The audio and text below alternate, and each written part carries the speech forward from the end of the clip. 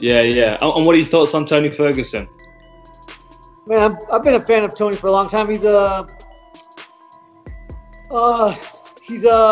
when people call him crazy. Turns him on, but you know, he's a certain kind of crazy that you have to step in the octagon and be comfortable. And I believe I'm just as crazy as him in that regard. So I've said it before. I think this is the definition of MMA. You know, a matchup like this. I do not believe it cannot be a great fight, a great matchup. I believe there's going to be some serious carnage, some serious violence. I'll probably bleed. I hope he breaks my nose. I've been waiting for a long time for someone to break my nose so I can get it fixed. But yeah, man, it's going to be fun.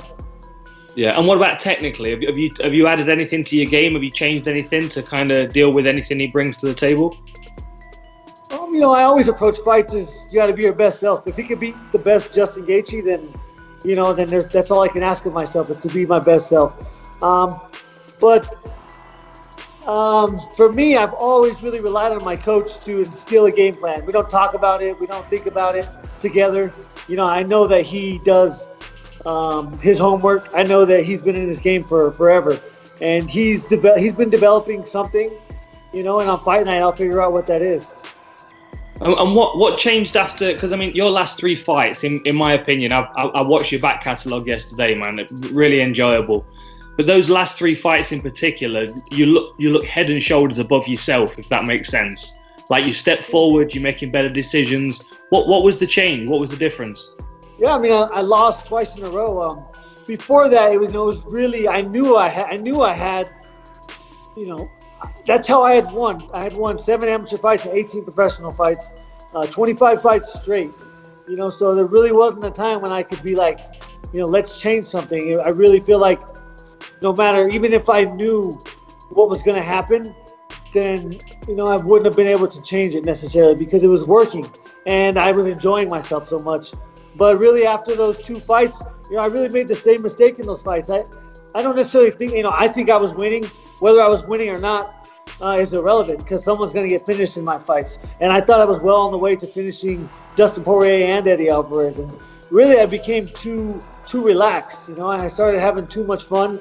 And I forgot that I'm fighting. I didn't forget, but, you know, it only takes 1 second to really become relaxed and take one of those shots from one of the guys that are fighting in the top 5 of any UFC division. But, you know, starting at heavyweights, but, you know, 55-pounders, we got the speed and we got the power to put people's lights out. So, you know, I really just was like, you know, you can't get hit. If you don't get hit, if you conserve your energy and if you pick your shots, you know, I was never picking my shots. I was just trying to knock their head off from minute 1 to minute 25. You know, I figured one of them would land and one of them would knock them out. But, you know, I was really able to just start picking my shots. And I've you know, so I had eye surgery in 2017 or late 2016. And it's really taken me, you know, 2.5, 3 years to really kind of be able to use my eyesight and see things. I never saw a thing in a cage or an octagon. I was finding out. I still found out peripherals, but I really never saw anything. I have poked people in the eye, but no matter what, my only way to find them was to put my hand on them. That's how I found my range, and that's how I was able to punch them. Outside of that, you know, I have very, very poor vision, and now I have 20/20 vision, and I really believe that I'm able to, you know, over the time I've been able to really take advantage of that and use it as an asset. Do you think that's one of the reasons why you're able to get your head off the center line a lot more now, or is that more of a decision that you're just not going to get hit as much? I think it's a little bit of both. Mostly the latter. I don't want to get hit anymore. Yeah. I mean, I really do love getting hit. You know, it doesn't bother me at all. Again, I hope he breaks my nose so I can get it fixed. I can't breathe through my nose. I haven't been able to breathe through my nose for like 9 years. So that's something I'm looking forward to one day. But to win a fight, you can't get hit in the right spot at the right time. And, you know, so I really need to avoid that.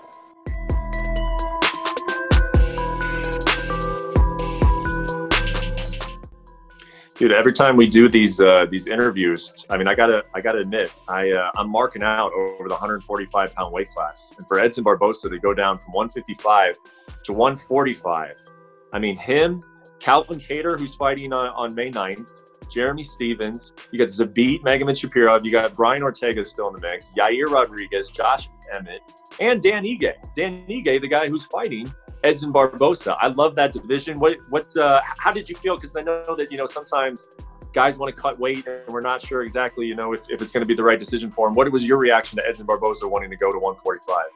Yeah, so guys who don't want to cut weight right now, they feel like it's tough because they can't have, the typical type of camp they would have, with tons of people, a real hardcore training camp because gyms aren't really open.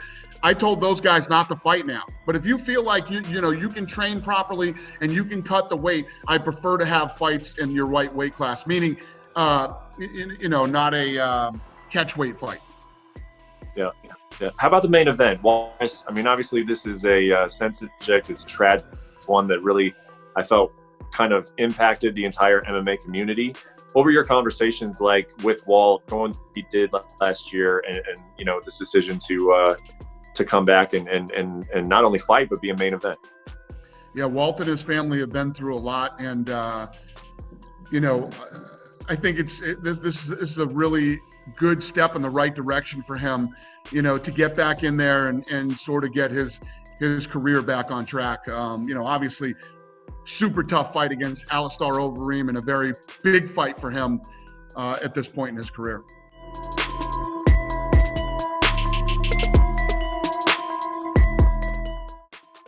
Yep. And it's kind of similar. I asked you about Glover Teixeira. Alistair, because I forget, man, how this guy's getting up there in age, because he shows up and he looks young and he's young. He kind of has that still full personality. But where do you see Alistair, and what does it mean?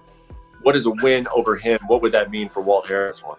Yeah, Overeem is a dangerous guy. He's one of those one-punch guys in the heavyweight division that, the entire fight can change with one punch or kicks. I mean, his kicks to the body are nasty. But for Walt to overcome everything he's overcome in his personal life, and then to get in and beat somebody like Alistair Overeem, it's a big deal. And for Alistair, he's at that point in his career where he needs a win over Walt too. Yeah.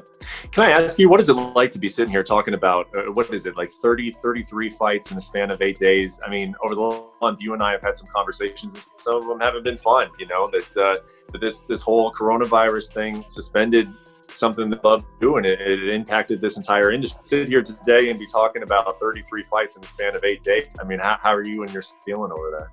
I'm excited. I'm flying into Florida on Thursday, and for the fight on Saturday. It's going to be good to get back in there and see some fights, put on some fights for the fans.